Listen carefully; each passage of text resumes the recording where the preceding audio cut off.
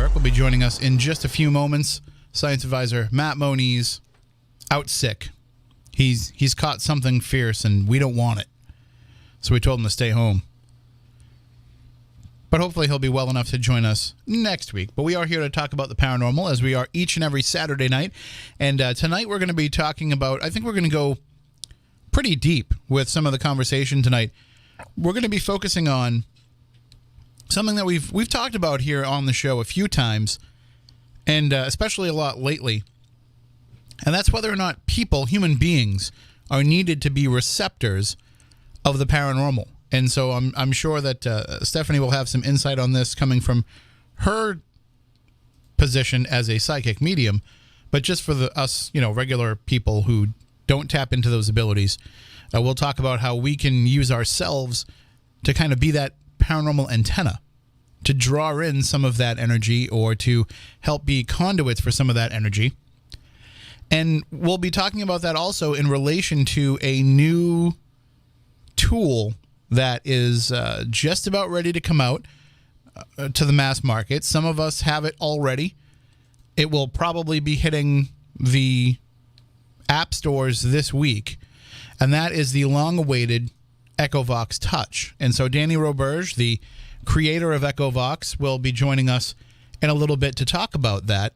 He'll talk about how this application is different than the original Echovox, and he'll talk about how this is going to, I think, it's going to kind of change the game a little bit, because you can't just, it's not Ronco Paranormal, where you can just set it and forget it. You're not going to turn this device on. You're not going to download this app, turn your device on running this app, leave it somewhere, and walk away. With this, you're going to be physically involved in the process of trying to communicate. So it's not just, it's not just being there and asking the questions. It's a physical connection as much as it is a spiritual one. So we'll talk about that coming up with Danny in just a bit. We do have some other things that we want to cover. And one of the things that I want to discuss, Matt, and you shared this story yesterday. You brought this up to the Spooky South Coast audience, and I wrote about it on fun107.com. Ah, yes. And that is, did Grover drop an F-bomb on Sesame Street? What are your thoughts on that? I hear it. I do hear it. I can hear it if I'm listening for that. But I'm not sure if it's because I read that caption. Grover drops the F-bomb. The first time that I listened to it, I didn't hear it. But then when I listened to it, and I was like, well, where are they hearing it? And then I could hear it. Right. Well, I as I was listening to it, I read what it said on the Snapchat caption. It's very much the it ruined versus Laurel. Yeah, I think it ruined it for me, so now I can't unhear it. And they're asking me to play it in the chat room on Spooky TV at SpookySouthCoast.com, but I think if I play it, we're going to get licensing problems. So maybe I don't want to take the risk. Well, if he does say it, then it might be an FCC fine. That's true too, but I don't think he does. I think he says, what's he say? That sounds like an excellent idea. But if you hear it very fast, it sounds like he's saying that's a effing excellent idea. So you can check it out if you go to the Spooky South Coast social media feeds. Check out Spooky South Coast on Twitter at SpookySC. Or if you go to fun107.com, you'll see the story that I wrote that has the video in it right there too as well. And let us know what you think. Especially if you go to the Fun 107 Facebook page. And you can read the story there and hear the audio for yourself and sound off in the comments about what you think. But so that is, it's certainly... I feel like out of all of the Sesame Street crew, Grover's the one that's going to drop the F-bomb. Yeah, absolutely. I mean, I've heard Elmo swear before. I mean, I think Oscar is more prone to say the C word, but right, caring.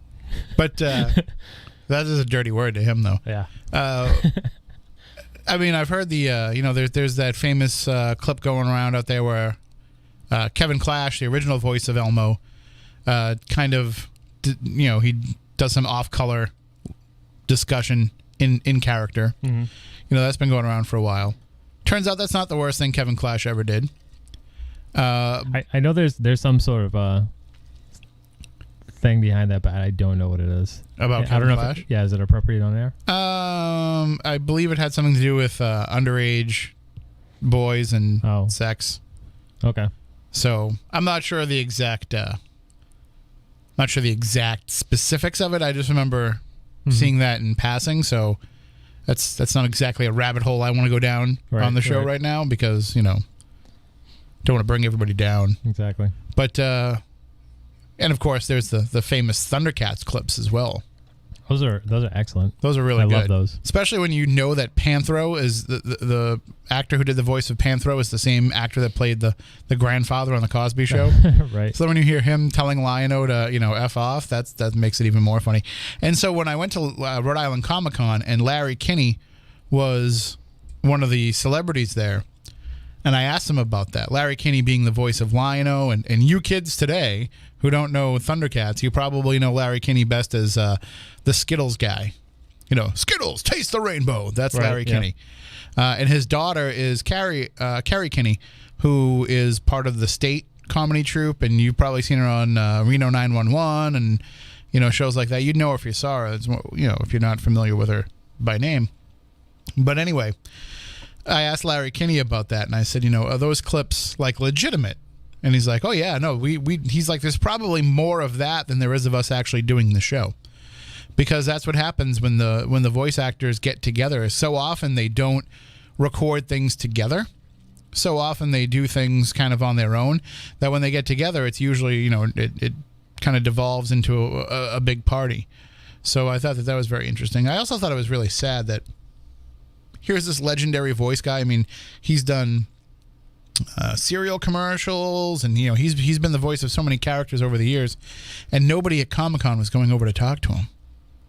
So I had this big long conversation with him, and he started to remember me by name, and so I would walk by him, and he would talk in the Lion-O voice and be like, he'd like narrate me walking by. He'd be like, "There goes Tim. Tim is walking by," and I felt kind of bad because like he had nothing else to do but narrate what I was doing. Right, which is great. But it was also awesome because like it was Lion-O.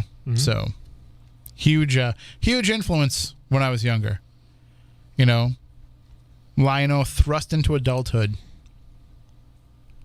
Because I don't know if you remember the Thundercat story. But they left Thundera because it was going to explode, I guess, if I remember right. Okay. And so they all went into a spaceship, and they had to travel far, far away, which is why they ended up on Third Earth. Right. But they put them all in like these cryogenic freezers, like these cryogenic containers, so that they wouldn't age, except Lion-O. Lion-O was a kid when they left Thundera. He was like, I think he was the same age as Wile Kit and Wile Cat. But they left his cryogenic chamber open so that he would age, so that he could be the leader of the Thundercats when they landed wherever they landed. Okay. This is a pretty deep story for a kid's cartoon. It kind of was. Yeah. I just never understood, though, like, why didn't they just do the same thing with Wile Kit and Wile Cat? Like, wouldn't it have been weird now for Lion-O, like, to be older than his friends? Right. But I don't know. I mean, I guess also you're robbing people of years of life by doing that too. That's true. But it's a very convoluted history for the Thundercats. Right. Thundercats was way more complicated than it needed to be. You had the mutants, you had Mum-Ra, you had all that stuff going on, the Berserkers, all these other characters that would come in. Just weird. By the way, do you think it was more so than just so they could make action figures than He-Man, or He-Man was also pretty. I feel like the backstories of a lot of those cartoons were very. So there's a great documentary on Netflix right now called Power of Grayskull.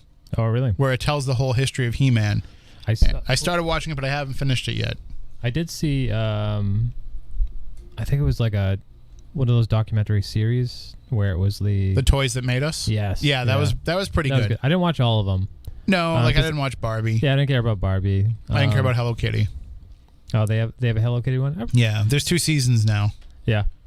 But I like the G.I. Joe, I like the He-Man, I like the Star Wars, Transformers. But this is a whole documentary just about Masters of the Universe. Oh, nice. And I started watching it, but I didn't finish it because I got wrapped up in the Bird Box hype. The Bird Box. And I figured we have to address this on the show. tonight. I've heard a lot about the Bird Box, but I have no idea what Bird Box is. Okay. I've been out of the loop on everything for a long time. The memes are better than the movie, and I think a lot of people are going to push that same statement. The memes are way better than the movie itself, but you have to see the movie to get the memes. Okay. But long story short, synopsis, no spoilers. There's something that happens where there are these creatures that show up, and when people see them, they commit suicide. This isn't like M. Night Shyamalan or anything, is it? No. But it's kind of like along the lines of The Happening. Okay. And it kind of turns into kind of along the lines of a Quiet Place, which I still haven't seen, but I know the gist of. Mm-hmm. So the idea is, these people commit suicide. Some people survive, so they're trying to, not see these things so that they don't commit suicide. And it starts off like 5 years in the future, and then it goes kind of back 5 years to explain how it all came about. So I'll say this. I mean, Sandra Bullock is really good in it. Okay. There are some moments in it that are really intense and very good. But in the end, it's kind of a lackluster movie overall. Mm-hmm. Certainly not worth the hype. But it wasn't terrible. Usually movies like that, with like such a big hype and a buzz behind it, the ending always kind of... Well, and that's the biggest problem people have with this is the ending. Yeah. Because sometimes when you have an idea like that, it's more about the idea, and then like they kind of don't know where to go. Yeah, you don't know where to end it. And I think with this, I almost think it's ended in a way that's like purposely to set up more movies. Okay. Because it's not a series, it's a movie. And I get the feeling almost like they wanted it to be a series and just couldn't convince like Sandra Bullock to be in a series. Right. So that's kind of the way that I get. So maybe they're like, well, we'll make a couple of movies because it's Netflix. You can do whatever you want. I was going to say, they used to do that with some TV shows. They used to make the TV movie, and then if it was popular enough, they made it into a series. They did say, our friends, the Ghostbusters, Hook and Ladder, Station 8, Facebook group there, they always put out cool pop culture stuff. And they put out something where it said that if all the people, based on the numbers that Netflix put out of the people who had watched and streamed Bird Box, that if all of those people had gone to a movie theater and paid the average movie price of $14 a ticket to go see that film in the theaters, mm-hmm. it would have made as much money as Aquaman made. Really? Well, but here's the flaw in that argument.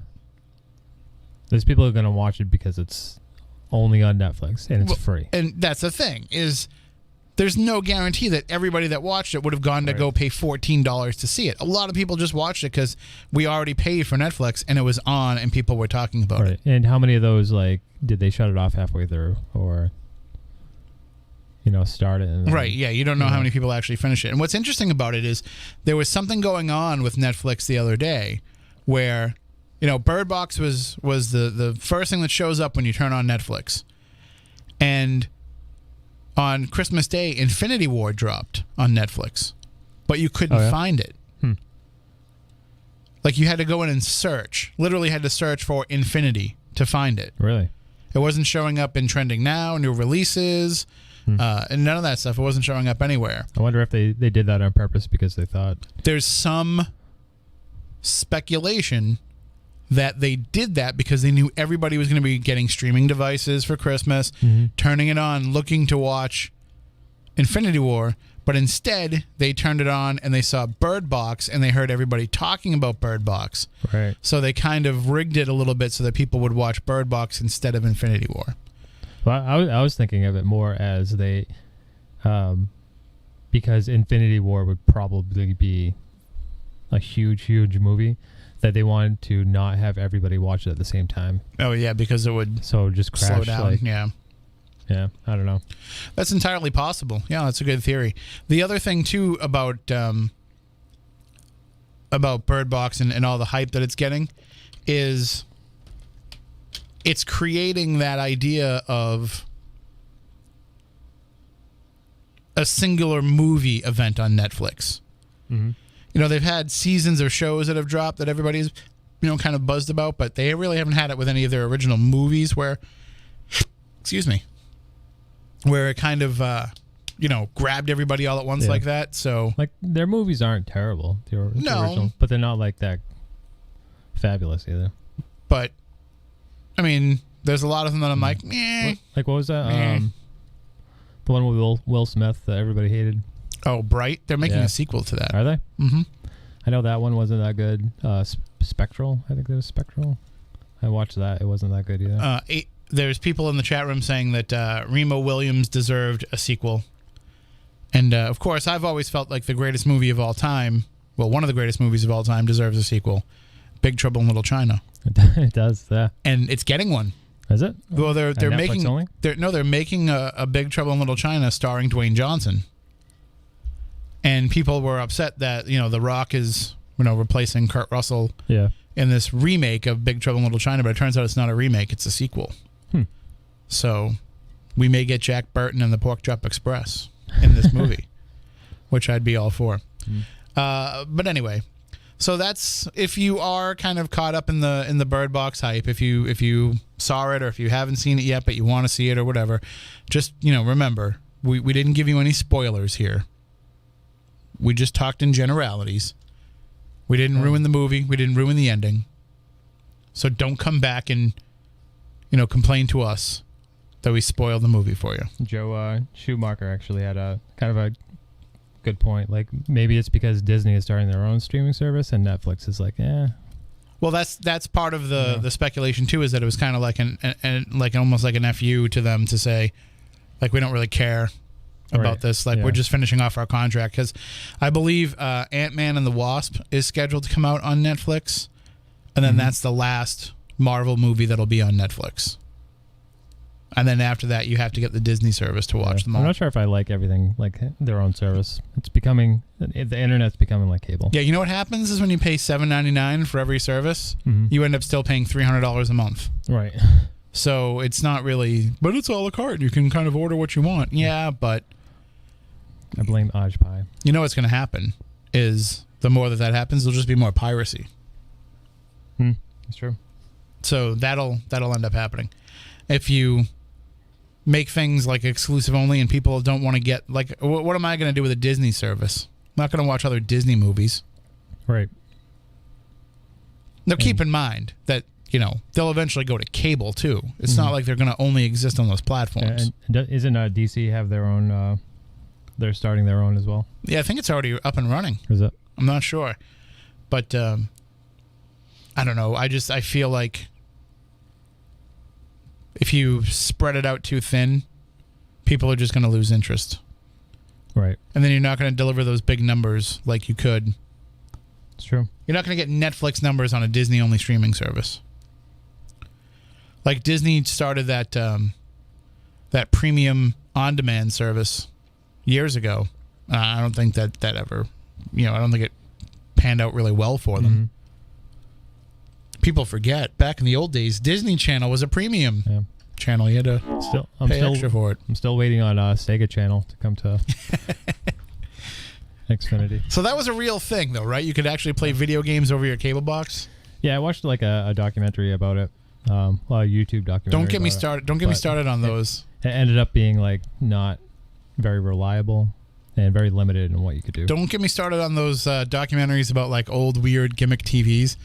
I watched like a whole one about Starcase and Preview and some of those early like cable, some of those older services, and then there was you can fall down that hole pretty quick. There was, and then you know all about some just garbage stuff. Yep, technology that will never do you any good. However, we are going to talk about some technology that will do you good, especially if you are a paranormal researcher.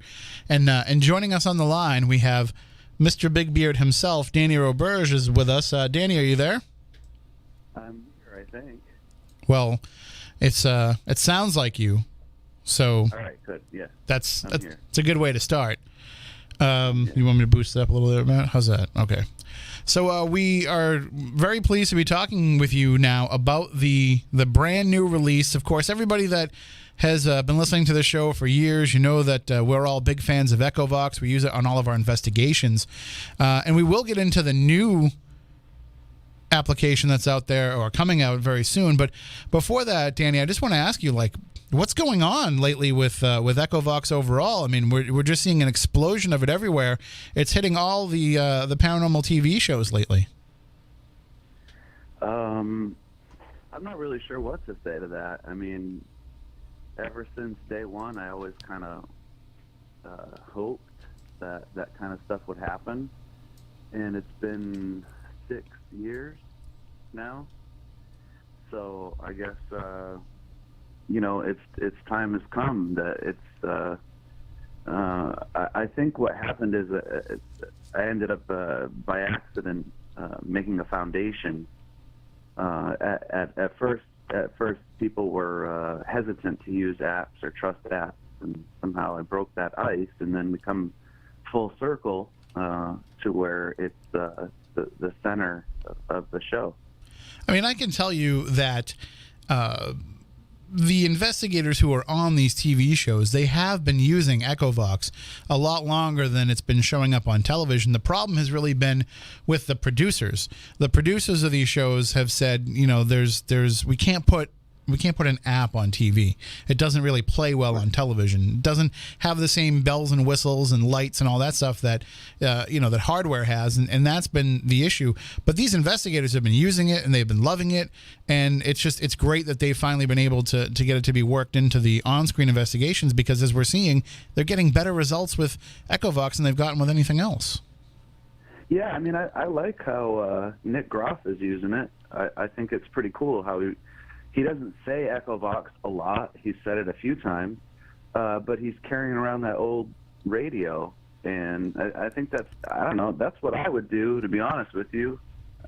Right, and that's same thing. Yeah. That's kind of like, Porter and myself were trying for a long time to get it used with Ghost Asylum and Haunted Towns, and then they were able to pull it off with Haunted Live by running it through another device. So they're using the Echovox as the communication tool, but then they also have this speaker unit that they can that gives them the visual appeal that they need to be able to run them. Because if you're watching Echovox on television and you're watching it go, like, I can assume it gets really confusing for the viewer to understand what's going on, because you're always making adjustments and fine-tuning it.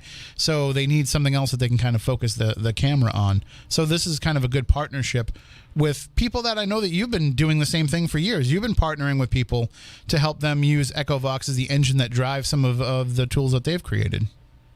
Right. Is it? Yeah, I mean, I was happy to see it. I was happy to see.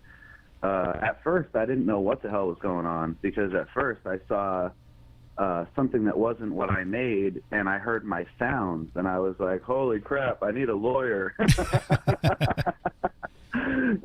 But then I realized it was Echovox, and I was, this is great. And then I started going back. I missed a few shows that it had been on, and checking it out. So it's pretty exciting for me, because it makes me feel like, if I get run over by a truck tomorrow, at least I will have left some kind of a mark, So that's kind of neat as far as I feel. There has been, with. As you know, I've been using it for a long time, and I would pull it out on an investigation when we do our different events, and people would have no idea what it was, and I would have to explain to them what it was and how to use it. And I've seen just a push overall in the field now that when I go to an event, I don't even have to pull out my own stuff anymore, because I'll just say, all right, who has Echovox? And 5-6 people pull it out, and they've got it on their phones and on their tablets, and it just seems like it's become so pervasive within the paranormal community. So wild, because I was the only one out there, and then there'd be a couple of nerds that were with me that were Echovox nerds from day one, that have theirs too, and nobody else had any idea what it was or what the heck was going on, and I was involved.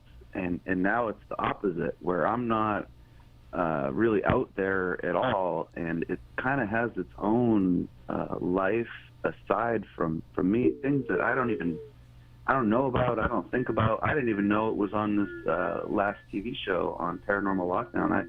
I signed the release for it over a year ago and forgot all about it. So I'm not paying attention at all.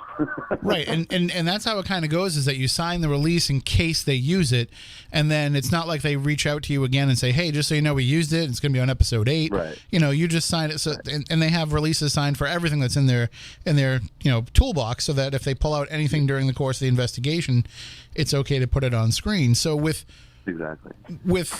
having the television folks use it, and I'm glad that they're saying what it is so that people can actually go out and find it for themselves. There's still, though, I've noticed, and I'm sure you've been combating this a bit, there's still those who don't really kind of understand the whole thing and think that it's a piece of hardware that they have to go out and order, and they don't realize that Echovox is something that you already have something that can run Echovox in your pocket, and it's going to cost you, a small fraction of what you would pay for some of this paranormal hardware.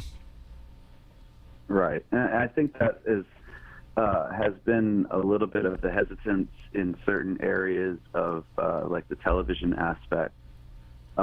Is that some of not so much these days, but some of the older shows were tied in heavily with hardware creators, and they didn't want something that everybody could just get and make.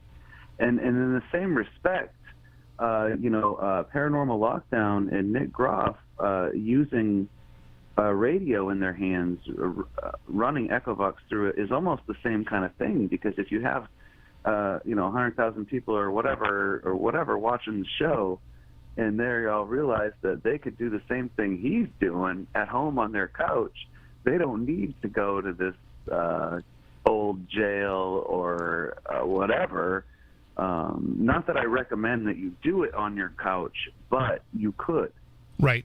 And so it is kind of like it is still this taboo, because the thing that Echovox does is it makes it so the people on TV aren't really all that special anymore, because everybody can do the same thing, because it's the box that's doing the work, And I know you've used it, at your house and in your workshop, and obviously as you're developing it, you're testing it, and you've gotten fantastic results without having to go to any of these, haunted places. And it's almost like when I come back to you, or I go into the Echovox users group on Facebook and I say, we got some amazing stuff at this, haunted location. It's almost like you kind of come back with, well, of course, because it works, and you're already at a place that has activity. So it's almost like it's I don't want to say it's an automatic, but I can tell you I don't think I've ever come up short using it in any of the locations that we've been to.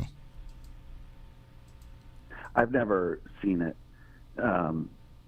I've never, ever since day one, I've always been waiting for it to let me down, because it would put me in a very embarrassing situation. I've been up on stage in front of groups of people in different parts of the country, and people from all different walks of life, and had cameras in my face, and a lot of pressure. People bought tickets, whatever it was. And if it didn't work, I was going to look pretty stupid. And it never once, ever has let me down. And nine, if not 100% of the time, it proved itself to be worthy of what was happening in that moment. Within the first 10 seconds it was running.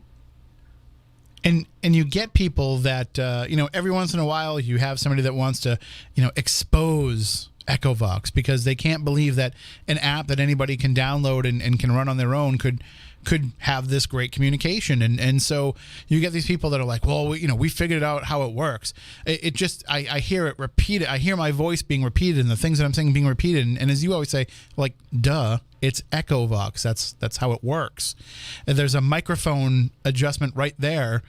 Like, that your voice is going into it. It's not. Well, you see, but the thing is I think what's happening in that case is that, like, I know exactly, I think the exact instance you're talking about, and those girls made that video or whatever, and it's like, I think that what happens is there's certain types of phenomena in Echovox replies. There's more than one type of reply that come out of it. Mm-hmm. There's many different. There's EVP types, and there's just many different types. And one of the types of replies that happen is a kind of parroting. Right. And it does happen, and it's happened to everybody that used it, and it's a phenomenon, because the fact that happens doesn't prove that it isn't legitimate, because anybody that knows anything about any kind of code or anything can easily look at it and go, well, this thing is stupid. It doesn't have a brain. It's just shuffling sounds around. Right. So it's not listening to what you're saying or anything. So it doesn't know that you just said, hey, dude, and now it's going to find some file of a different voice saying, hey, dude, and play it. None of that exists for that to happen.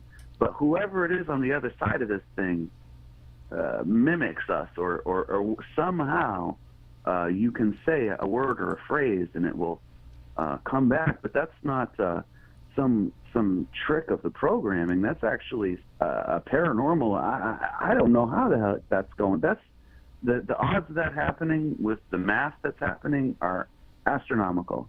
Well, when I first introduced it to Porter a couple of years ago, he immediately wants to pull it all apart, and I think he reached out to you and he wants to find out, how does it all work and all of that stuff. But the very first night that we were using it, and I believe Anna is in the chat room on Spooky TV at SpookySouthCoast.com, we were using it in the Sprague Mansion in Rhode Island, and what's coming through, it just sounds like a bunch of gibberish to all of the rest of us. Anna hears it and picks up on it and realizes, no, it's not gibberish, it's Portuguese. And she goes into this long, and it was a very long, protracted conversation between her and the entities, speaking back and forth in Portuguese.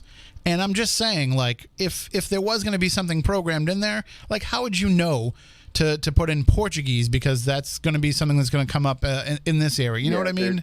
There's no way. It's impossible. Let me ask you a question. What bank do you think that was? I'm not sure. I wasn't working the device, so I don't know. All right, let's just say, for sake of argument, it was Bank B. Right? Okay.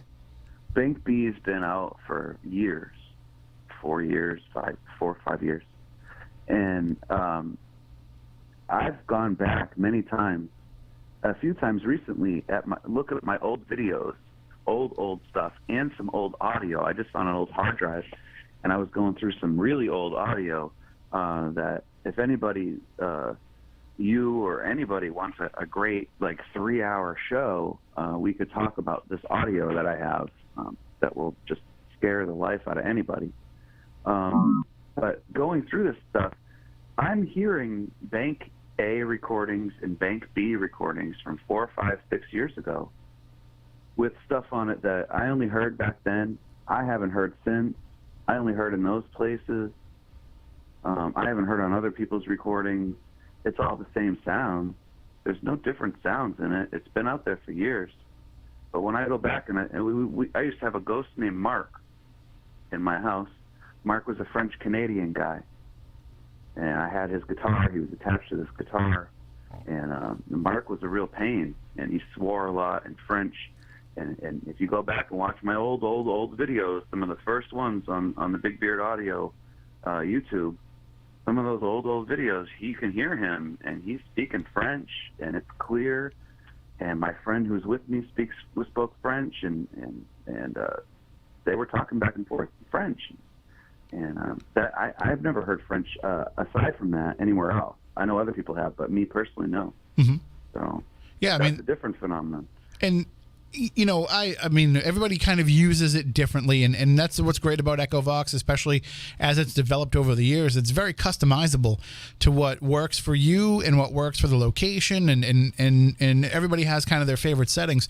So basically, when I'm on an event, I turn the microphone completely off so that I'm not getting any of the room sound in there and any of the things, because the first thing that I do is I have everybody hold the device and introduce themselves and see if it will say hi to them by name, because usually that's when I can get people to buy into it, because why would I have it pre-programmed with their names when I don't even know their names?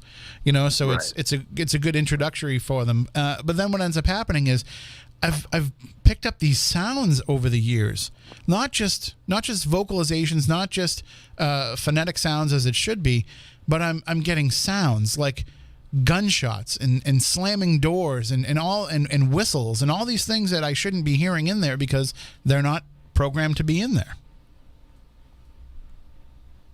No, they're not. And it kind of will make you, I don't know how much time exactly we have, but I'm going to try to be as concise as I can. We can take as much time as you want. Okay, I'll try to be as concise as I can.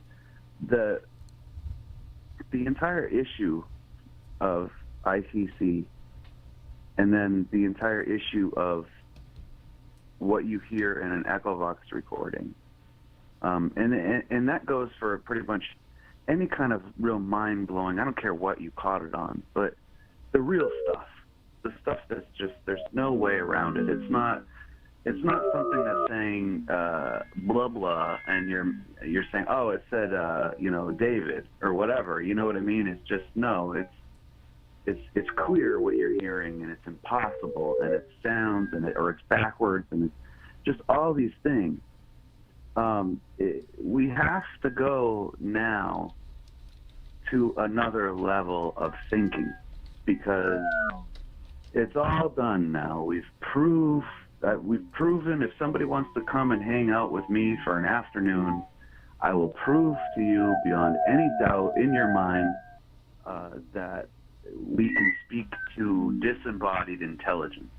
That's it. I can't say who it is or where they are or when they are or anything, but they're intelligent and they don't have a body as far as I know. That's it. Mm-hmm.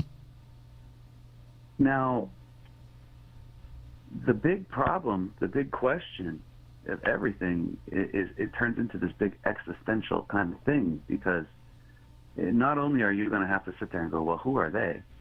And where are they? And what are they doing? But you have to, in turn, say, who am I? Who are we? What am I doing? Because, we could very well be the weird one, stuck in some weird dimension, not able to access the higher dimensions. And the higher dimensions can be looking down at us like we're fools and retarded, and we need all the help we can get. We're like on the short bus of the soul train, right? Whatever, yeah. You know what I mean? And to now we have to get to another level of breaking dogmas and religious thinking, going, oh, well, are we talking to demons or are we talking to this?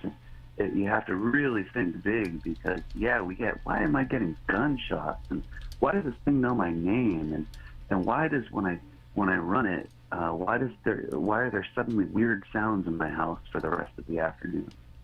There's just so many questions. It's a big thing. It's a lot bigger than a couple of people running around on a TV show. It's a lot bigger than anything anybody's doing down at the cemetery, walking around with it and talking and listening back. It's a really big thing. I think it deserves, like a NASA-sized, situation, to look into it. But we all know that will never happen. Well, but I mean, I think that we're all kind of doing that, though. Just not, people aren't united yet in the way that they're doing it. I mean, you've built a great group with the Facebook group, and people going in there and sharing their, not only what they've caught, but sharing the settings that they use to do it, and kind of, and you've made it so that you can save those files and share those settings files with each other, and you've made it in a way that it's a very community-based thing. It's just a matter of getting that community to grow to that point.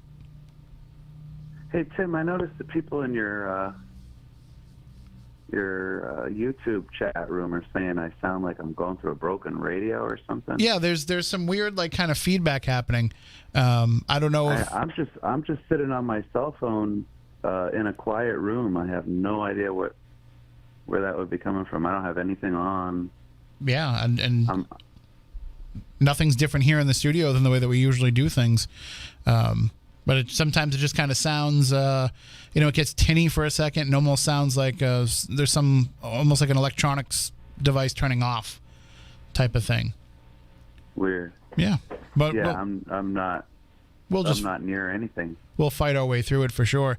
One of the things that I've started doing, so I'm sure you're aware of this Estes method that was created by the group out at the Stanley Hotel, where because people were kind of influencing what it was that they were hearing over ghost boxes by going in there with preconceived notions and asking loaded questions, that there was a bit of a confirmation bias to what they were getting out of these devices.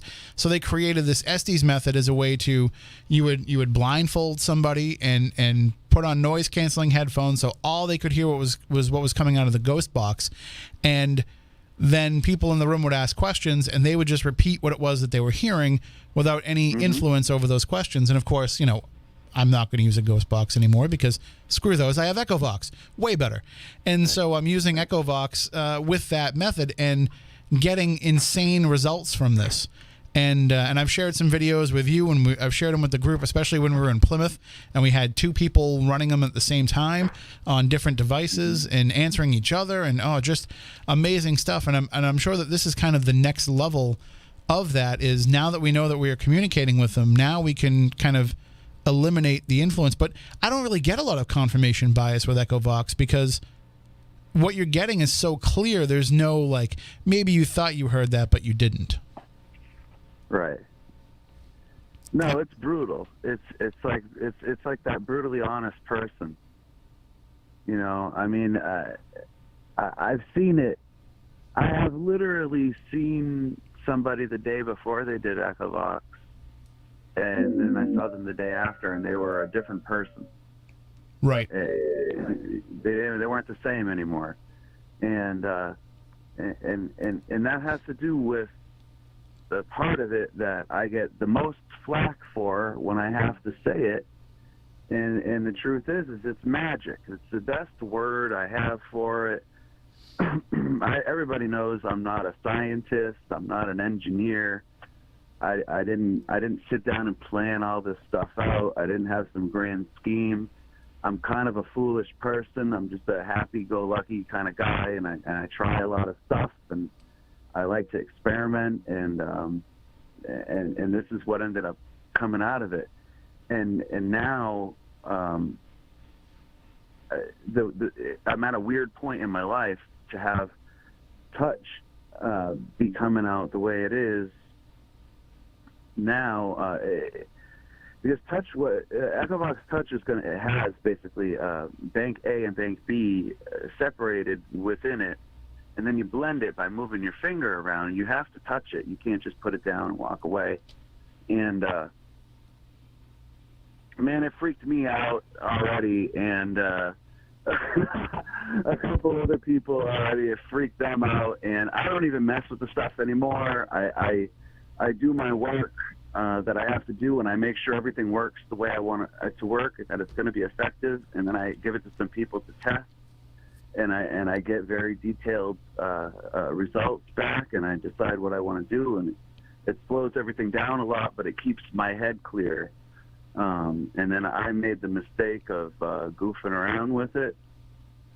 I made the mistake of goofing around with it, and within 24 hours, I was like, "Oh man, come on, not this stuff." Because wherever I wasn't alone in this process. Wherever this came from was somehow, I know where, how, whatever, otherworldly, ordained, or whatever. Just somebody helped me make this all happen, and they're not even in this dimension or whatever. So I'm not sure if they all are good. I've always felt like there's ones that want it to happen, and then there's the ones that don't want it to happen. So right. I don't like messing with any of them.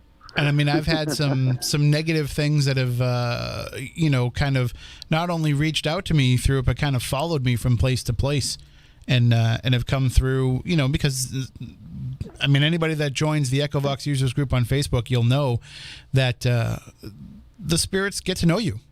And there are not only ones that will continuously talk to you, but they're also talking to other Echovox users as well. So I actually had a friend who was using one, who'd started using Echovox recently, and said, I keep getting these same entities coming through and talking to me. And she went into the group and said, has anybody else encountered them? And people are like, oh, yeah, no, I've talked to him all the time. This one's cool. It's okay to talk to him. If this one starts talking to you, tell him to go away. You know, it's like the personalities have really been able to come through of these entities through Echovox. Right. But then there's the downside to that.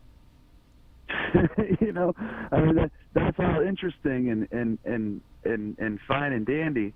But then on the other side of it, is like the for me anyway, not for you guys. You guys are all set, so don't anybody get nervous when they hear me talking, because I'm the guy that made it, y'all. I'm different as far as how it looks at me, how they look at me, because every single one of you that have talked to them through Echovox, they all know who I am. So when I turn it on, I promise you, a whole nother ballgame. Right.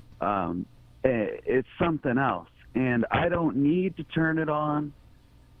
I don't, but I also keep up a wall that is Donald Trump would be jealous of if he knew that I have it. So, you know, I live my life in a real ignorant bliss a lot of the times, just because that's the way I have to be. I mean, I lived in a house for a year where somebody was murdered just 5-6 years ago, not far from where I was sleeping in that house, and and there were energies in that house. It was not an easy place to be for anyone that was sensitive, but I was able to, with the exception of one time, keep it all out, you know, blocked out. So it's not an easy thing to do. It's not always easy to be Danny, you know.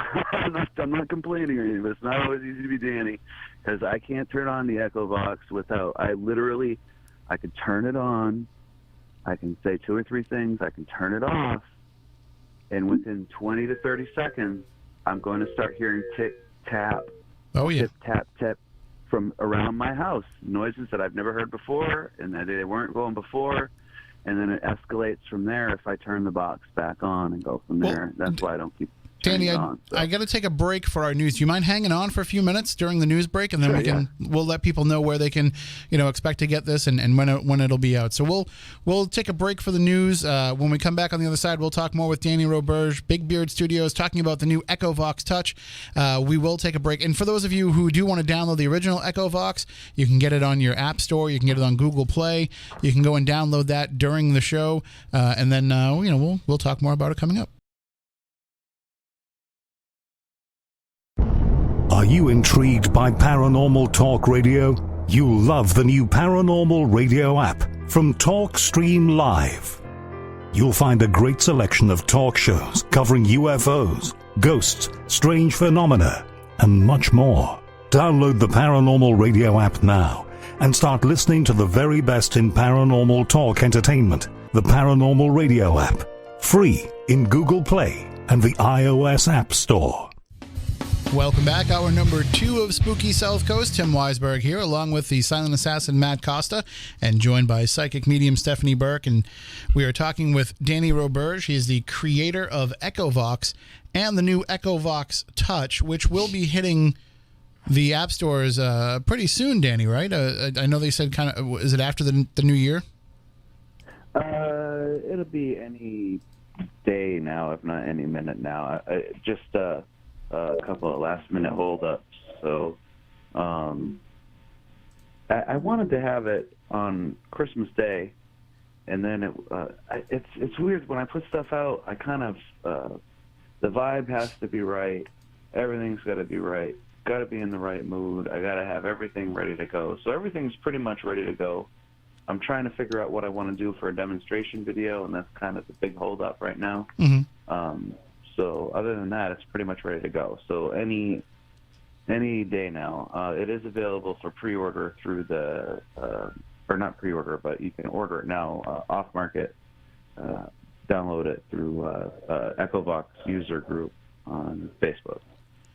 And but it should be on Google Play and Amazon as well. Any day now. I know that you put it up there for people to get in the group, and I grabbed it the first day that it was available, and I've been messing around with it, and I have to say, it is, first of all, I mean, one of the biggest complaints that, not a complaint, but like the biggest issue that I have when I'm using Echovox is that I frequently have to adjust the speeds as I'm going on the fly, because sometimes, as you know, it just comes in so intense that sometimes you're like, whoa, let's slow down things a little bit here. It's a little overwhelming. Right. But now with the touch feature, you control the speed completely in order to make it work. So you can go as fast or as slow as you needed to go. Right. What was the impetus to kind of make a touch version of it? What was it that made you think that this was kind of the next evolutionary step for Echovox? Well, it's a long story that if anybody's been following me for the last few years, they will have seen it happen. But to make it short, a few years ago, I worked with Andrew Openlander on a board. It was a radio, Tesla radio-based crystal radio, not like transistor radio, whatever, a crystal-based actual device. I made them out of wood, and we used copper, brass wire rather, these rods, and we made 2 or 3 of them.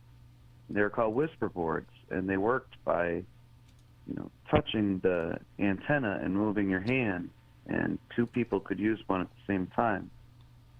And they were wild, man. I mean, the results were mind-blowing. Crazy stuff happened in the laboratory, for lack of a better term for that. It kind of was a laboratory at Andy's place there in Chicago. And the results were mind-blowing. And then that got me thinking, and I was like, okay, so I had the touch, the basic idea first, because I made Phantom Vox a few years ago, which, if you're listening to this and you want to use a touch-based thing right now, you can go to Google Play and just type in PV1 Phantom Vox, with a V, V-O-X, Phantom Vox, all one word. And that is the original, and those sounds that are in that app are the sounds taken from the working sessions of the whisper board.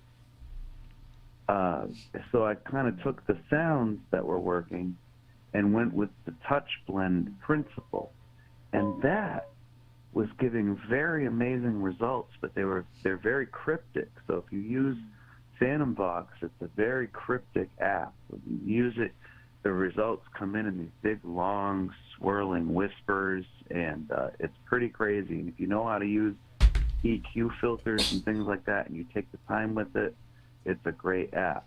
It definitely takes some work, though. And then that was a couple of years ago. But in the meantime, between now and back then, I put out Echovox X, which is the radio-based version, the IP radio-based version, because people kind of wanted something like that, and I thought it would be good to give people the option of having live banks within it, and that works really well too. Mm-hmm. It's a whole different animal, but that was the thing that came between. But this whole time, Phantom Vox was this thing that never caught on. Just sitting over there with a few hundred downloads and nobody using it, and I'm just sitting there like, man, it's so cool. It's like, it's quiet. It only answers you when you touch, and if you want it to keep talking. And it's very random, because there's no way for me to program in when you're going to touch the screen and how long you're going to touch it for and where you're going to touch it for. Only God can predict that, right? And he's probably way too busy to care. Right, absolutely. So there you go. That's where it came to me. I've been wanting to do something by combining Bank A and Bank B together, and it was going to be a new version of Echovox, which just had a new bank, and it just didn't do it for me. And just to have the touch interface And I think that we are conduits. I think that having your finger on that screen and all that does make a difference. So. Yeah, and I've said that for years. I mean, just using regular Echovox in these event environments when there's people there, I've noticed if you put, like I use it on my tablet, and so if I put my tablet down on a bench or on a bed or somewhere, you don't get the same results as when somebody's holding it in their hands. And so I always make people hold it when they're talking to it, because I find that the physical connection makes a difference. And so that's why this is just the perfect next step for that, because now you have to be doing that. Now you have to be using your hands and using your ability to touch as the way that is pushing it forward. Right.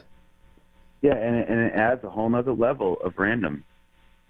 And it also does cut out the crosstalk. If you need it to shut up, you can just stop touching it. The most you're going to have is the echo. And then there is a great side effect that I'm really hoping for. If anybody knows burst mode in Echovox 3 is its own little beast, and it'll throw out just a bunch of gibberish all at once at random times.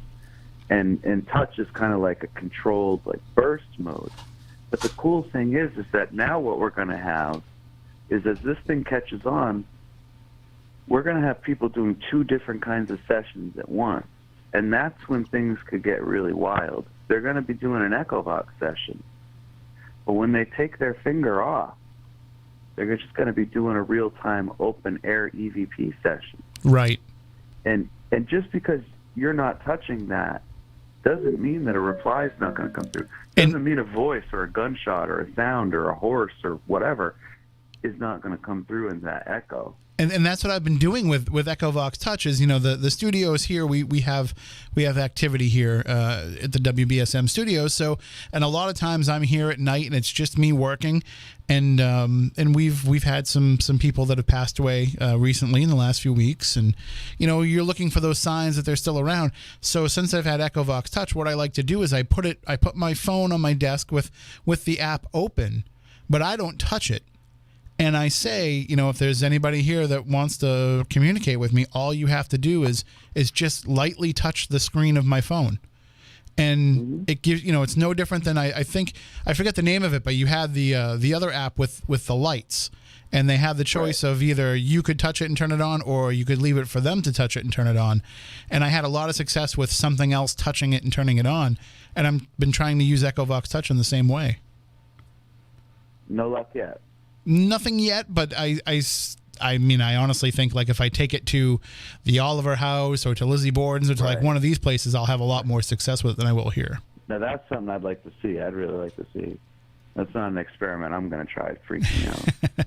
I know. I think I'll do it in the basement of the Oliver House. That'll be where I'll probably get the most success with it. All right. But that's just the same idea though. Is that it doesn't take much for a spirit to be able to kind of reach out and just touch lightly.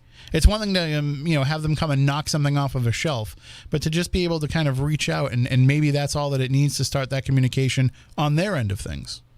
Right.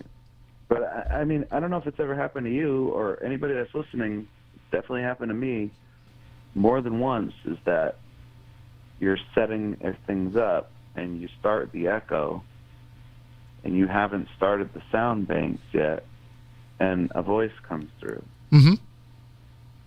And it's an EVP, and it's clear, and it's like, well, nobody can even write that one off and say that the app did it, because the app wasn't even all the way on yet.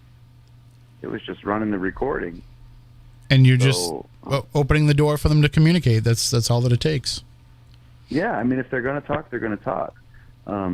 And it's like I was saying earlier before the break, the more you think about this stuff, the bigger it gets, the weirder it gets. And it honestly, I think it'll drive you crazy if you spend all your time thinking about it. So you really can't, because you're only going to get so far,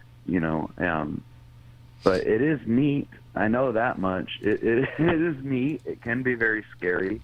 I have no idea, after all these years being invested in this stuff full-time, I have no idea any more than I did when I started as to what the heck is going on. So. Well, and that's the thing is, like, each time you think you find one answer, you know, it just opens up a door to more questions.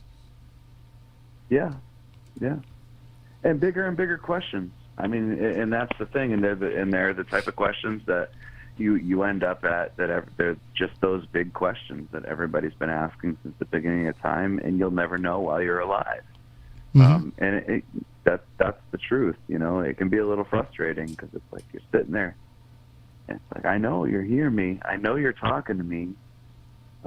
Where are you? And you don't get that straight answer. It's like, oh.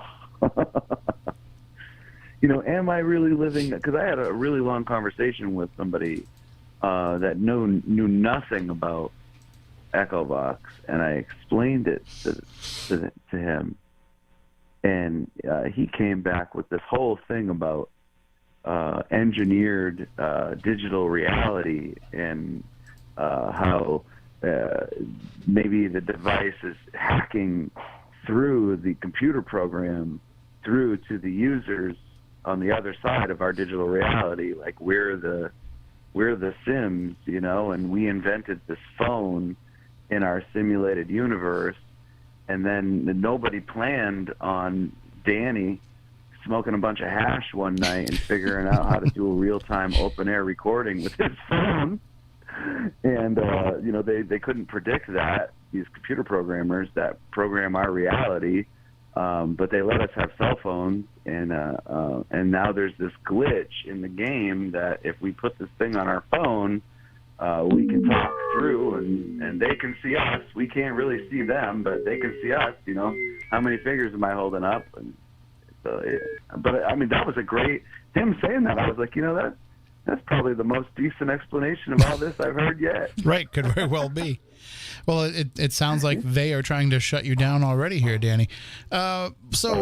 With like you said, you know, by the time people are listening to this on podcast or catching the video later on, you know, Echovox Touch could already be available for them. But the other incarnations of Echovox are out there. And then there's also all of the other things that you've created with Big Beard Studios over the years are all out there as well. One of the things that I love to tell people to do if you have an Android phone, and I hope this doesn't, I think you still make money off of this. I hope this doesn't cost you any money, but I tell people if you have an Android phone, you download the Google Opinion Rewards program, and then you can earn money in the Google Play Store that you can use to buy apps. And so I've been able to just keep saving up money doing that, and that's how I usually buy the Echovox version. So it's, you know, it's a good thing to put on your phone, and yeah, you know, Google ends up knowing what you think about things, but whatever, they know anyway. And yeah, they know everything anyway. And then you get this awesome tool that you can use for not only for your own investigations, but just for your own, you know, just mind-opening experiences. It doesn't have to be something that you're doing on an investigation. It can be something that you're just doing. Again, it's up to you if you want to do it in your own house or not, but just to open up this line of communication and to be able to kind of expand yourself and become that paranormal receptor. Well, thank you very much. Out there. Oh, I was going to say thank you very much for joining us and for sharing some insight on this. And definitely, if people want to stay up to date with everything, that Echovox Users Facebook group is the best way, right? Yeah, absolutely. And I mean, where else? Like, think about all these other devices that you use, and all, you know, maybe use other apps or what have you. Where else can you go into a group and be able to interact daily with the creator and get feedback and give feedback? I mean, it's a great setup. And 3,000 other people. Yeah, and if you have a question, somebody in there will know the answer. Either that, or you'll just created a whole new question that will now drive everybody else to try to help you find the answer. So it's a great community, great group of people, and thank you for the work that you have done and for keeping us up to date with all of this. Thanks for having me. All right, you have a great night and a great new year. Yeah, Happy New Year, y'all. And that is Danny Roberge, also known as, formerly known, I guess, as Danny Big Beard, now that we all know his real name. But Big Beard Studios is where you can find this stuff on Google Play, on the App Store for Android. They have it on Amazon. Wherever you need to get your apps, That's where you can find these. And Stephanie, I know that we were talking earlier before you came in with Danny about how Echovox has become something that the television shows have been using. And I know you were there for a couple of episodes of Paranormal Live, kind of behind the scenes. Yep. And when they were using Echovox, and they were getting some really fantastic stuff with that on the show. So the first time that they used it, I mean, it was just lighting up with stuff. Right. So Porter actually started using Echovox with us on our investigations. I was telling the story about. I was telling the story about. I think the first time that he saw it was at the Sprague Mansion when Anna started talking in Portuguese with something going back and forth, which was just amazing to. Because the rest of us were like, what is it? Just a bunch of gibberish. Nothing's coming through. She's like, no, but she understood it. That's Portuguese, and I know what they're saying. That was July 2017. So that was right after they filmed Haunted Towns, and that was his first event with us ever. And we didn't know his investigative style. He didn't know ours. We were like, hey, we have this really weird device that we absolutely love and we've been using forever, and that completely set his mind on fire. And now it's led to him using it on TV, but being able to know what it does. And just to be fair, like, he uses it on TV now, but he's been using it in investigations since then. Absolutely. I've had the opportunity to work with him since then. We've done countless events together, and that's kind of our thing now. Like, we travel all over the country, and the first thing we do when we do an investigation now is break out the Echovox, and people think we're crazy. Because it's a cell phone app. Mm-hmm. So there's still a bit of that stigma there. That stigma is, the stigma really comes from like Ghost Radar. Right. Like one of those first original There's a lot of crappy, for entertainment purposes only absolutely. apps out there. And knowing how well Danny explains himself of how it was made, what went into it, what the science is behind it, and then talking to other people. I believe Porter got to talk to was it Rob that did the RTC box? Yeah, Rob Hernandez. And he tore it apart. Mm-hmm. And he had the exact same explanation. So it's like all these people are telling you it has no brain. It doesn't know how to think for itself. It's a random scan of over 15,000 files of phonetic sound bites. Okay, great. So how do we make words? There is no explanation. It takes human element out of it. And so it's hard enough when you're looking at random, just the randomness to say, okay, it made a word. Right. But to have it make a full word sentence. Normally, even that, we're talking about astronomical odds. Right. But to have something that is a direct correlation to what it is that you're talking about. Right. To have it be, to say, hi, my name is Tim, and to have it repeatedly refer to me. Now, okay, you can say to me, if I say, hi, my name is Tim, and it comes back and repeats Tim, and I don't know anything about Danny and the way that Echovox works, I can be suspicious. Absolutely. And I can say, it's just repeating what I put in through the microphone. Now, keep in mind, I never turn my microphone on. We don't either. When I'm doing it. Right. But anyway, so that I can kind of... So we know in that element, we've removed that. When it keeps coming back to me and calling me Tim without me saying it, and when it calls out to me to tell me something in the course of a conversation, that's when, now you're going beyond just, random probability. Right. And now we've kind of taken it to a new level by introducing Echovox into the Estes method, which anybody listening has been able to see the article that you wrote, very well written, with the video of what we did in Plymouth. So even most recently, Porter and myself were at an event in, where was I? Mineral, Virginia, at the Dunlora Inn. And we always have really great experiences here. So we were sitting in a dark room, and Porter said, hey, you ready to do the Estes method? Sure, fire up the Echovox. Now I'm blindfolded, noise-canceling headphones, can't hear anything. I'm sitting in a corner. My job is just to say exactly what I'm hearing on the Echovox. It is the weirdest feeling in the world to be sitting there, basically left to my own devices. I can't hear or see anything. But what I'm listening for is what the Echovox is telling me. Now, what I'm saying makes no sense. And I remember sitting there saying over and over again, peppermint, peppermint. And you can hear the tones and the voice inflections that come along with these words that are being made. And it can be a female voice or it can be a male voice. It can be different. But it's almost like they pick and choose. And this voice was getting annoyed. And I just kept saying peppermint, peppermint. And I hear nothing. other than peppermint. I'm like, okay, this is getting crazy. There's a few other things that are said. I come out of it, Porter pulls me out and I can take off my headphones and my blindfold. And he goes, listen, I have to tell you something really weird. It's like, okay, fine. He said I had it was this little mason jar, what we would call nip bottles up here in the north. Some people know them as airplane bottles. So the airplane bottle size moonshine mason jar. Somebody had it. We put a bunch of objects, I guess they did, after I was blindfolded, put a bunch of objects into the middle of the room. And Porter said, what do I have in my hand? And he wanted me to say moonshine. And I kept saying peppermint. And the ghost, spirit, whatever you want to call it, that was speaking to me, kept saying peppermint. They flicked the lights on after I took everything off. And if you look down, it was peppermint moonshine. How in the world would that happen?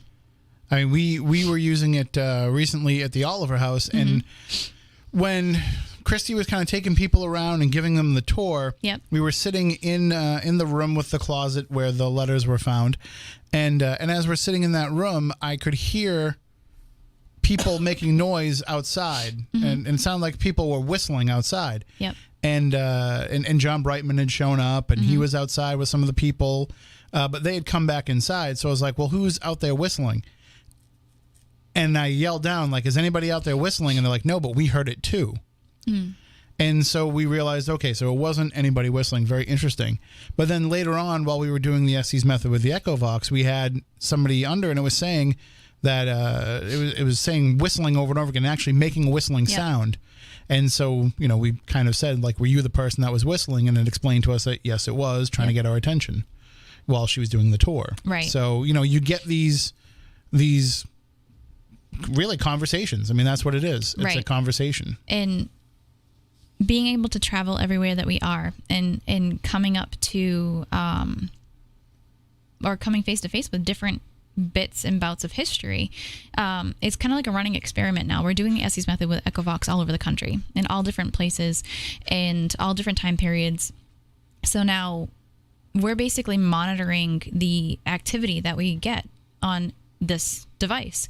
And one of the most recent trips, the same trip in Virginia, we heard on Echovox 2 spirits having a conversation with each other, a male and a female, and then you could hear a third one come in, and then there was an argument, and you can hear the entire thing. So it's like, now this is evolving for us, and I don't know if it's us being able to pick up on things easier because we've been listening to it for so long. As everybody knows, the more you listen for EVPs, the easier they come to you because you're training yourself to hear it.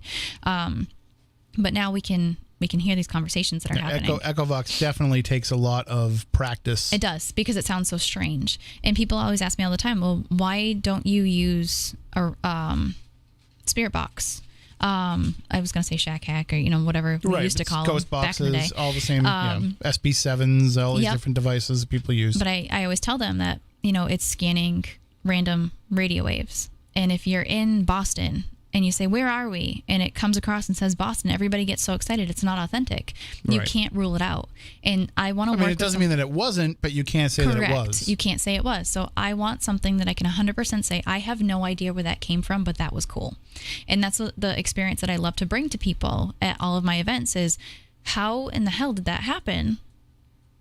But it's awesome all at the same time. We just did this, we did it in the basement of the Michigan Firehouse Museum, and I think I'm just always the volunteer to go under and do it. And I was sitting on a table and watching the video back. Somebody did Facebook Live the second half. Everything that Porter said, I had a response for, and it was perfect. It was 100% lined up. So I'm thinking now, I don't know if it's because I'm weird and I'm different, but very much like you've heard me talk about table tipping.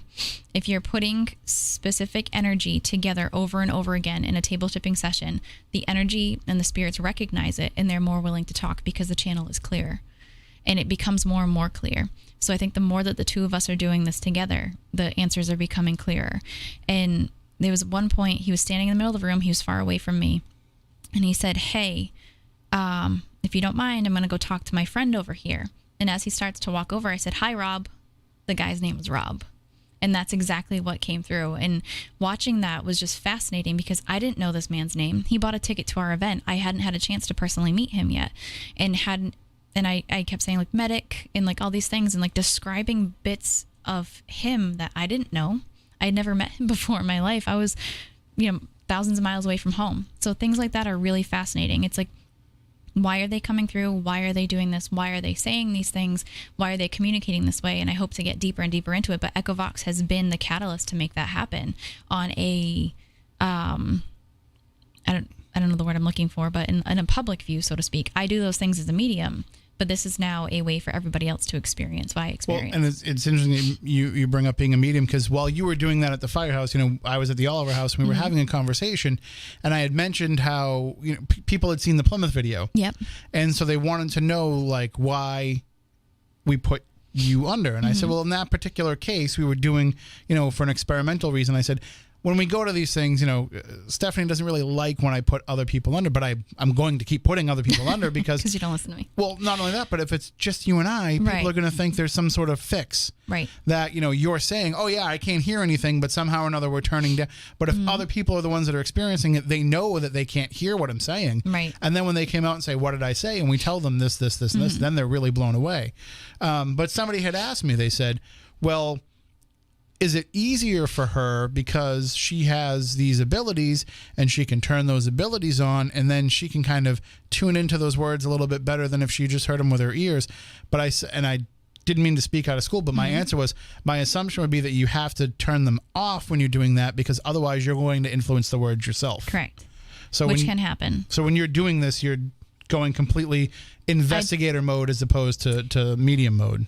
I would like to tell you 100%, yes, I go into investigator mode, but I feel like my brain is just wired differently anyways. Yeah, there's still going to be and I can't say for sure that I'm turning that off. But I am hearing what I'm hearing. But you're not trying to use it like you normally would if you were trying to help somebody communicate. I'm not turning on my abilities, but my abilities are always there. Like, that I go through this whole ritualistic thing of turning on the mediumship part, like for a gallery reading, and I'm solely listening to that. I'm not doing that when I'm doing Echovox, but at the same time, I just feel as though like spirits know, I know. So yeah, maybe it is a little different. Maybe it is, that I hear things a little bit better or that they communicate with me easier, just as if they were, if I was walking through a room all by myself, they're going to be attracted to me before they're attracted to somebody that doesn't listen to them all the time. But Porter and I will take turns. And like he'll go under and I'll ask the questions and we get the same exact result sometimes. So even, in a crowd full of people in Michigan, we turned up the headphones. We walked around the entire room and let each individual person listen to see how loud it was. We let some people put the headphones on and they're sitting there saying like, wow, how can you hear anything else?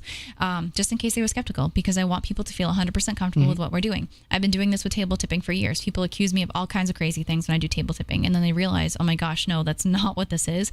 It's actually happening. And I want people to have the same effect. So I have all these crazy wild ideas of how I can take this entire experiment further. But for now, it's a continuing experiment. The easiest way to prove to people who might be skeptical about whether or not it's real or not, let me just explain it to you. It's this simple. Download Echovox, get some noise-canceling headphones, get a blindfold if you feel like you can't keep your eyes closed enough to keep you from being influenced. I prefer the blindfold. And I like it too because then I can open my eyes. Right. And not, I don't have to like keep them closed. I still do. Because then you might, but I like to be able to like kind of do this instead of like so I don't get a headache. It's comfortable. But and just do it for yourself, and I guarantee you're going to have success with it too. It's going to take some work, but you'll have these successes too, and that's why I think, like I was saying, I always want somebody to be holding the device that is running Echovox, because I feel like that has an influence on it. I feel like doing the Estes method with it brings people into it and has an influence on it. And now with Echovox Touch, when like this came out and people were like, I'm curious to use that. So there was a lot of fighting when Danny announced this in the group and talked about it. There was a lot of people that said, does it do this? Does it do this? Does it do this? And Danny would say, no. Well, I think it should do that. Well, original Echovox does that. Right. This is something totally different. And so I tried to explain to people, I'm like, what the difference is here is this is absolutely 100% using you as the antenna, using you as the conduit for this energy to come through. So you might be somebody who is, you feel like you're totally blocked off from any of this. Yep. I'm not, you might be open to it, but you're like me, where I say, I'm psychic as a brick. But when you're doing this, you can't be. So if you do this and you do it enough, it's going to kind of help you raise that frequency a little bit. And it's going to help you raise your own kind of spirituality so that you can do it. So I'm just going to kind of show you real quickly here. So I have the microphone off. Okay. But it still registers that. But this is how you run it. That's so weird. So let me show it to the camera. I don't think Danny will mind me showing it. So in order to run it, you move your finger. Danny, where's mine? You should be in the Echovox users group. You'd already have access to it. I am. Then you have access to be able to go buy it. I thought I don't have it because I have iPhone. And I'm a loser. I think the iPhone version according is to out. you. But this is how you operate. So if you wanted to go really fast, you can go really fast. But if you need to go slow, you can adjust that for yourself. I should hold it closer to the microphone. And if you want to just hold it in one spot, you can do that. So you are... Now I gotta turn it off though, because otherwise it'll just keep making noise. So you are definitely the antenna for it. Which, we talked about before with the SDs as far as that goes. And just to answer the question from Anna in the chat room, I think I just answered it, but no, you don't have to actually keep your finger on it. And I just want to say, holy crap, Big Al, thank you. Yes, thank you very much. That's amazing. That is a huge help with what it is that we do. For those of you who are in the chat room, or those of you who might be listening and thinking about going in the chat room, we do have Super Chat on, and the money does go to us tonight as opposed to a charity. And Big Al, thank you for that donation. It will certainly go a long way, especially when we're at this time of year when we have to renew all of the websites and hosting and podcasting and all that.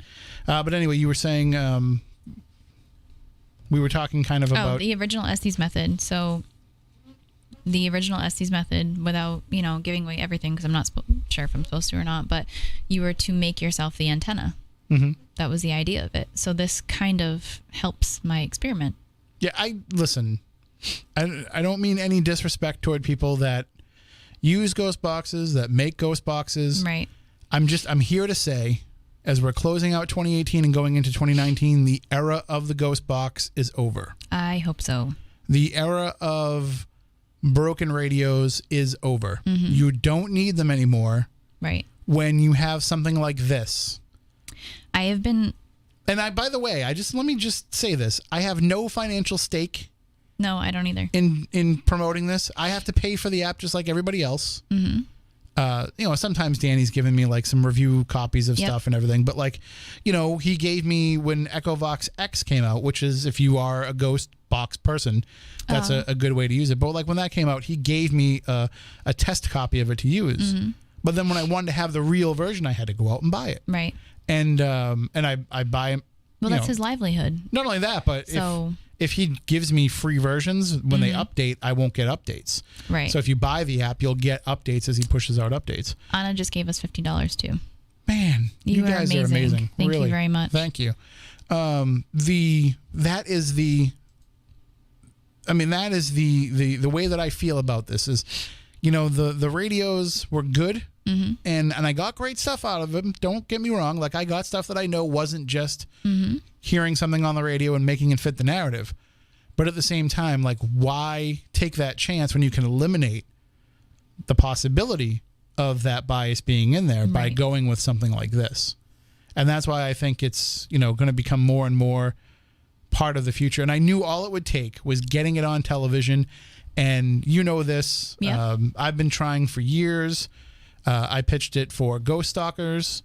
and was told that sorry, it just doesn't work on television. I filmed a pilot with Chris Balzano for a show about haunted objects, and we tried to use it on screen with that. They said no. And I tried to tell people, listen, the first time I ever used this on an investigation, the first time I turned it on, I got a full sentence. Right. You're not going to get that with an EVP recorder. You're not going to get that with a ghost box. With, I mean, again, I don't have an original Frank's box.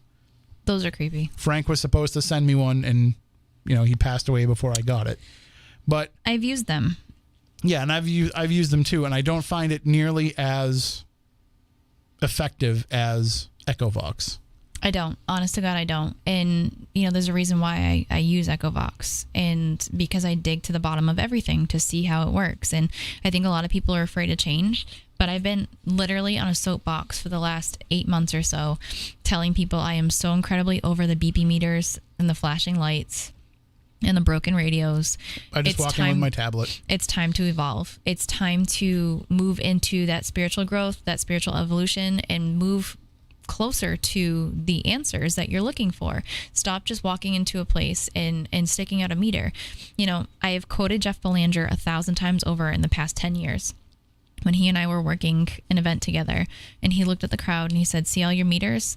You're all standing here with at least 20 meters right here. There could be 20 ghosts standing in front of you, and not one of them is going to make those go off. That's not the way to communicate.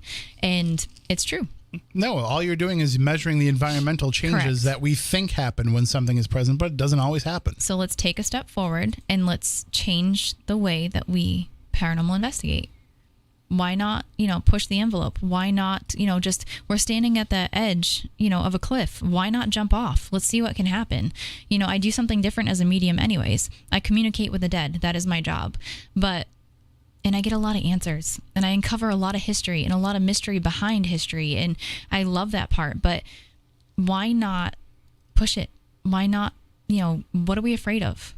What we're actually going to find? No, it's not that people are afraid. It's that people are just skeptical because it's an app. They're skeptical because you go to paranormal events and you hear, the celebrities who are in attendance tell you, like, yeah, don't use apps. Like, apps are garbage. But then those same celebrities are going to pull out Echovox and use it because they're not looking at Echovox as just being one of these apps. It's not the same thing. I can tell you, John Tenney explained to me how most of those paranormal apps work. Right. Because he's torn them all apart and he's figured it out. Echovox. He's the coolest. Echovox, he says, but it does what they claim that it does, and I can't see any trickery involved in this. Right. And then you look at some of the like Nick Ruff is using it now, and Porter's using it now, and these are people who are not going to stake their reputations on something because something that's going to be turned out to be false. Right. And the other thing too is like, and I cover this a little bit with Danny, but the people who are in charge of the TV shows, the producers who are in charge of putting out a visual program don't like Echovox because it doesn't look good on camera, because it doesn't play well compared with having something with a bunch of bells and whistles on it. Yep. So, when you have to understand that when Porter gets to use this on Haunted Live, Nick, it's a little bit of a different story. He's his own producer, but still, there's a fight there to be able to use these things, and they have to prove to those higher ups like this works. I wouldn't this gets even results. say. I'm going to tell you you're wrong, and I know why. Without getting into too much, why Echovox wasn't on Haunted Live as much. Well, the other it problem, had nothing to do with how it looked. Well, the other problem too, like what people have to understand is, but that's always been the complaint. So when I pitched wasn't it this time though. But when I pitched it, but it was on TV, is what I'm. Yeah. Like we're beyond that now. Yeah. We're saying like the results that we're getting are overlapping that. But the biggest problem that I had was they told me that I couldn't put it on TV because if you put your tablet on television, we're giving free publicity to the tablet company. And I said, well, what if I just put some tape over that? Right. And they're like, well, that looks even worse. Like, so it's a stupid catch-22. Right. But like I'm saying, like now we're getting the device, so they have to say, like, listen, this is what it does. So it went from just convincing them about, hey, this will look good on TV, to saying this is going to make a difference in the investigations. Porter definitely had to learn every aspect of how it worked to explain it to production and network and everything like that. And, you know, he fought to get it on there. And it made it, but the parts that didn't make it were because the network wanted a storyline. Right. You know, because I'm not saying like scripted or faked or anything like that, so please don't take it that way. But if anybody works in television, you know that there has to be I don't want to say a script, but a guideline to follow. No, there's a narrative. Exactly. And you only have so much time on TV. You have to make sure you cover everything. There's a narrative that will happen too, like not so much with Haunted Live because that's, you know, live, but when you're dealing with something that's been pre-recorded, like you're going to get all kinds of stuff, but if it doesn't fit with the other stuff that you're getting, they're going to just cut it out. Yep. Like they're not going to include that. So you can say, oh, we got the best piece of evidence on this investigation. Wait till you see it on TV.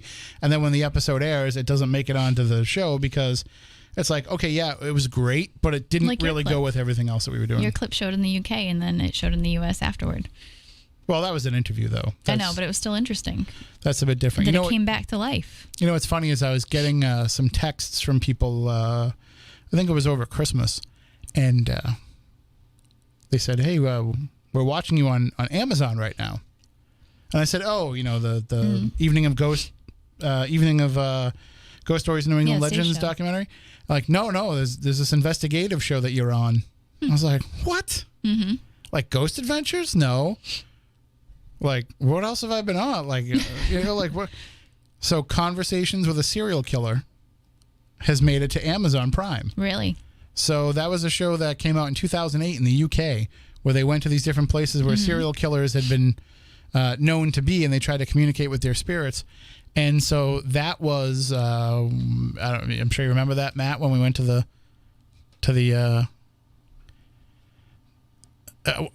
is it BU? It was like one of the dorm buildings, one of the apartment buildings for upperclassmen, but it's like right outside Fenway Park. And so we went to that building. Yeah. And remember the sound guy got hit by a car? Yeah. Because the guy, was crazy. The lady driving the car was trying to get to the Red Sox game. Right. And we went across the street to get falafel, and the sound guy got hit by the car. But we used the shack hack on that. Yeah, we did. Yep.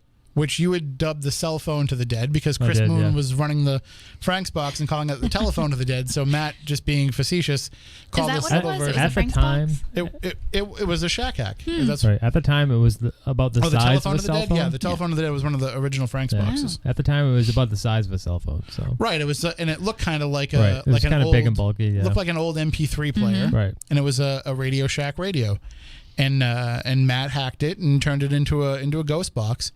And I remember that. Listen, I'm going to toot our own horns here. It was the first time a ghost box had ever been used on television. It was. It really was. Was it? Toot toot. Toot. It was the first time. Listen, you want to start talking about horn tooting? Mm-hmm. Let's just say nobody evangelized Echovox like I did. No.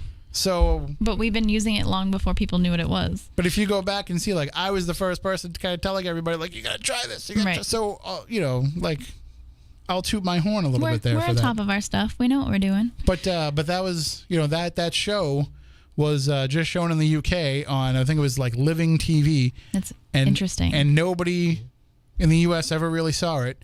A few people like picked it up off of YouTube, but now they put it out on Amazon Prime, so you can see the whole series. But Matt and myself and Moniz and Jeff and Chris Balzano, we were all in the Boston Strangler episode. We had a lot of fun filming that episode. Yeah, but the old school. We're just at the very end. Before I jumped in and. I look way better in night vision than I do in real life. Really? Yeah. Okay.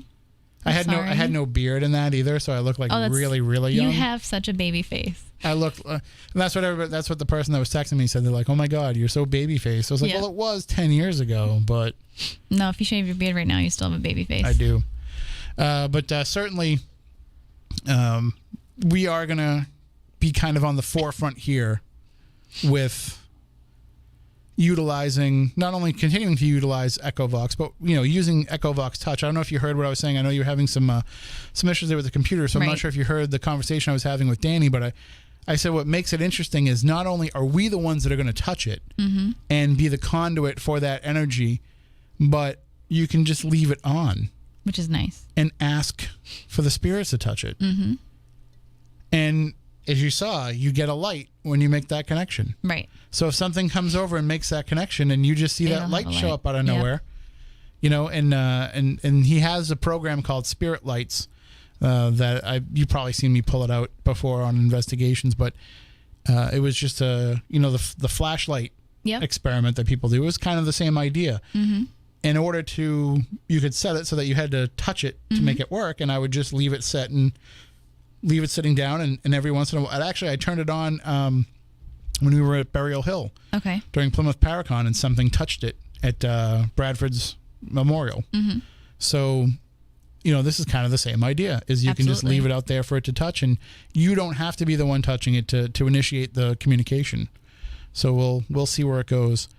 I like the idea of being able to control the speed, because so often I go to, do the experiment, and then I have to like stop myself and say, hey, can you come and adjust the volume or the speed of the voices for me, because I can't listen to it too fast or too slow. The biggest problem that I have is with having to constantly make those adjustments. Yes. And it's really hard when you're doing the Estes method, because you want to slow it down. Right, but you don't want to come out of it in order to do it. Yeah, you don't want to pull up the blindfold. And you have to be, you can't depend on somebody else to do it for you, because you can't need to know communicate with them to tell them to make it faster or slower. So with the touch, now you'll be able to just sit there and run your finger at the speed you need to run it at. Perfect. To be able to do it. I do want to... I'm going to invite somebody in for an upcoming episode. Okay. Where this person is, she says that she has determined who she is the reincarnated spirit of. We've done this before. And she wants to, she's made connections with this person's spirit. But I said, once we get this Echovox Touch working, like we'll come in and we'll try the Estes method, and we'll see if we can get a more direct communication with this person that she says is who she's the reincarnation. Because we're trying to find out, are you a complete reincarnation? Which I don't really believe in. Or are you just pieces of that? And does that energy still exist separately? So who would be doing... I don't know. We have to figure it all out. But I figured like this is one thing that we can go into. And then I have to check the schedule for next week. If there's because I want to make sure this is over the radio. But I have, over Christmas, I spoke to my aunt and uncle. They are going to come in, and they're going to be our guests, and we're going to try and get my cousin Amy as well. Okay. And they're going to come in, and they're going to share all the experiences of that house in Halifax, where, I had some of my first experiences. We're going to get them to come in and tell that story. But just don't do it on the 19th. I have to check and make sure. I want to do it next Saturday, but I have to make sure that there isn't a football game that's going to kick us off the radio, because I want it to be on the local airwaves. Okay. But when it does happen, I mean, my aunt was going over some of the stuff with me on Christmas and bringing up stuff that I had forgotten. And there's some stuff that maybe I didn't quite remember correctly. And some of it you might have blocked out. And some stuff that is actually, developed in the years since.